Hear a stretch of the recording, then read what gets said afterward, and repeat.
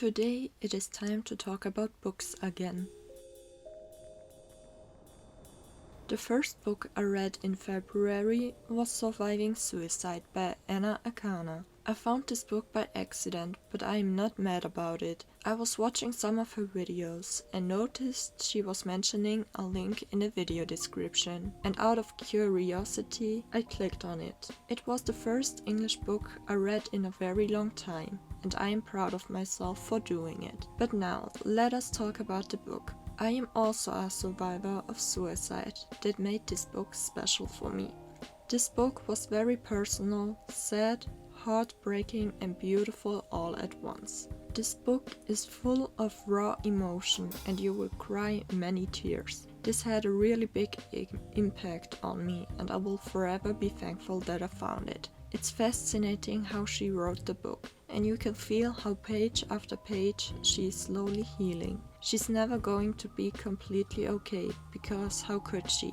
But you notice that she learns dealing with it. The first few pages she's paralyzed by death. In the middle of the book she wants to greet death as a friend, and in the last few pages she knows.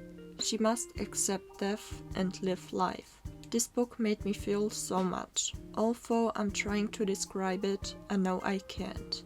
I know I can't do justice explaining it, because after reading it I can't think of words to say. I just have feelings that I'm feeling. I just know somehow I needed this book. Maybe sometimes I believe in destiny. The second book I read in February was The Curious Case of Benjamin Button by Fitzgerald. This book disappointed me. I really liked the idea and I have also heard some good things about the movie, but I did not like the book at all. It was so short, impersonal and with a sudden ending. I noticed very vividly that this book is old, and not in a good way. Not in a timeless way, more in a if someone did write this book right now in that form it would be strange. In the story there seemed to be no woman, unless there are the love interests. I did not like this book. I have a really hard time liking any of the classical books. I cannot see myself loving any of them. The next book is Skin, Bones and Too Much Love by Essel. This is the second English book I read this month. I really love poetry and therefore I also love poetry books. I also loved this one. I think the story was okay, but I enjoyed some individual poems a lot more. I do not really have much more to say because overall there really isn't anything wrong with this book. The next book I read was Cursed by Thomas Wheeler.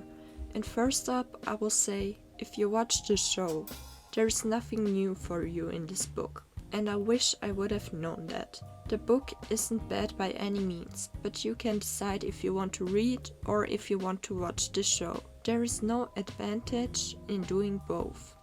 After that came the book The Wicked Sister by Dion. In this book it was easy to guess who the evil killer was. But I still found it interesting to read because of the portrayal of a psychopath and a little fantasy aspect that I surprisingly enjoyed. But I want to make clear, I don't know anything about psychopaths and I also don't know if this portrayal is fair and correct. I also think that you need a special taste to like this book and you also shouldn't take it too seriously.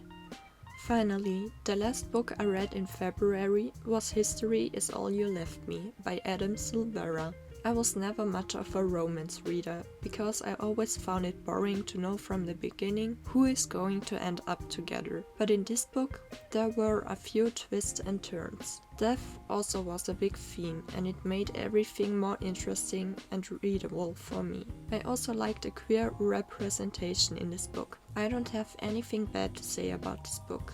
I loved every aspect of it. This was a surprise I am very grateful for. Maybe romance indeed is a genre for me. I'm glad that I know that now. So, this brings us to the end of this video. Thank you for watching. I will see you in my next.